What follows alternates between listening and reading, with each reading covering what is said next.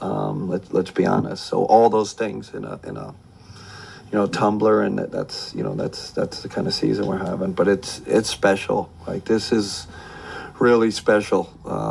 We know what we're going to be judged on, but we have to enjoy this. We have to enjoy this, a season like this.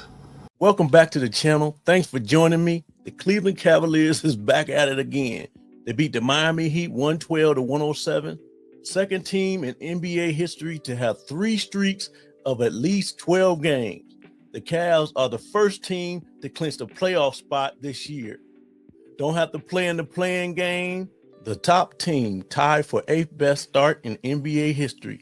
The Cavaliers and OKC, the second time multiple teams have won 50 of the first 61 games in the same season. One of the many reasons the Cavaliers are started off at a great start is Ty Jerome, 12.1 points per game. His field goal percentage is 52%, and his three-point field goal percentage is 44%. And with the new addition of DeAndre Hunter, they haven't lost a game. They're 9-0 since he's been with the Cavaliers, 14.9 points a game, and his three-point percentage is 57%. Before the game, the Cavaliers did a standing ovation for Kevin Love. It was a touching moment. As a Cleveland fan, he's really appreciated. Cavaliers, it did him right, and Kevin Love responded with a wave to the crowd.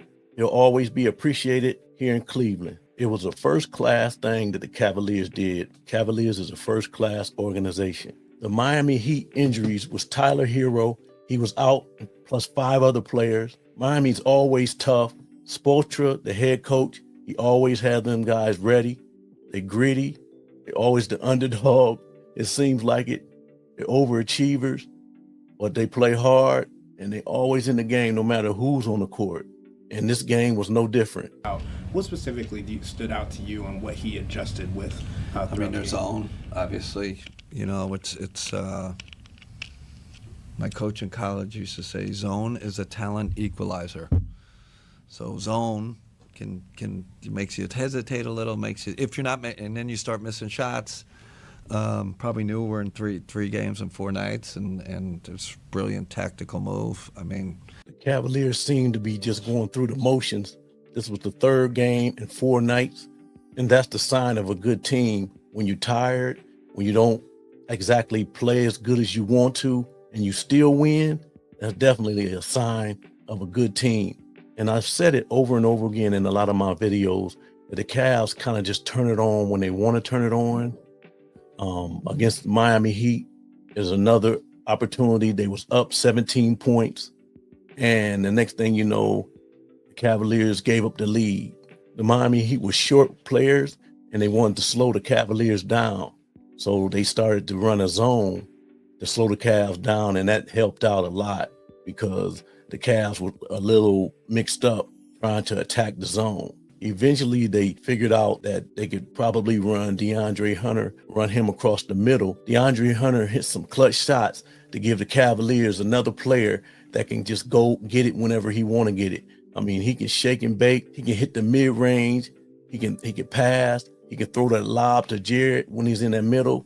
He can hit that shot at the free throw. He can hit the 3-pointer. He can kick it out to the 3. Right now, to me, the Cavaliers need to just learn how to play with each other. DeAndre Hunter gives the Cavaliers another player that other teams have to worry about. And I like that each Cavalier player is developing into a fine role player, like Tristan Thompson used to always say when he was here before with the Cavaliers, being a star in your role.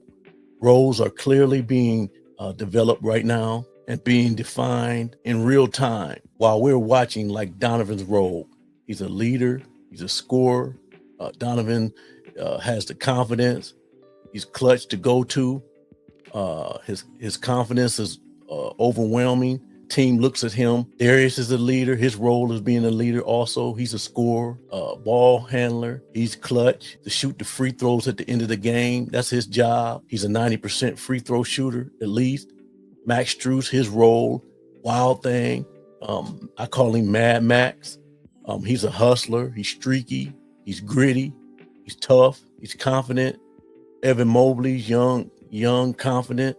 He has unlimited potential, untapped. We don't even know his ceiling. To me, he's a franchise player. By the end of his career, he could be the head of a dynasty. Example, Kevin Garnett or Tim Duncan. We are seeing him grow right before our eyes. Jared Allen, his role, his development, he has developed since he got here. You forget these guys are young. Jared Allen's 26, Donovan's 28, Evan Mobley's 23, Darius is 25, DeAndre's 27, Ty Jerome's 27. The role of Wade and Isaac, come in, play hard defense, scrap, get the 50-50 balls. Now, right now, the Cavaliers is an embarrassment of riches. Donovan had 26 points. Darius had 10 assists. They finished the game with 6 straight stops.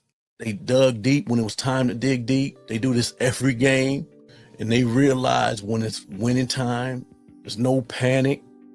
I don't think they're being cocky out there.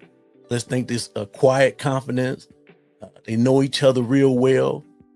Kenny Atkinson also said that he believed at the end of the game they're so fresh because like other teams, like example, Tibbs for the New York Knicks, Tibbs run his guys into the ground. And with the Cavaliers, they barely have guys playing over 25, 30 minutes. Donovan's playing the least amount of minutes his whole career, which is excellent. And it's going to bode well for the playoffs. When the playoffs come along, them guys going to be fresh, and the bench is helping out a lot. And that's why I picked the Cavaliers to come out of the East. Now, my thoughts about this game is Miami might be a first round opponent that we face in the playoffs.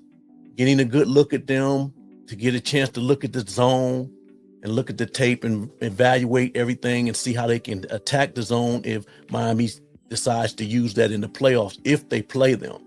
Also, the continuation and evolution of DeAndre Hunter, learning the team, learning how to play with each other, learning how to play defense with the team, learning how to get to his spot, learning how to get his game off.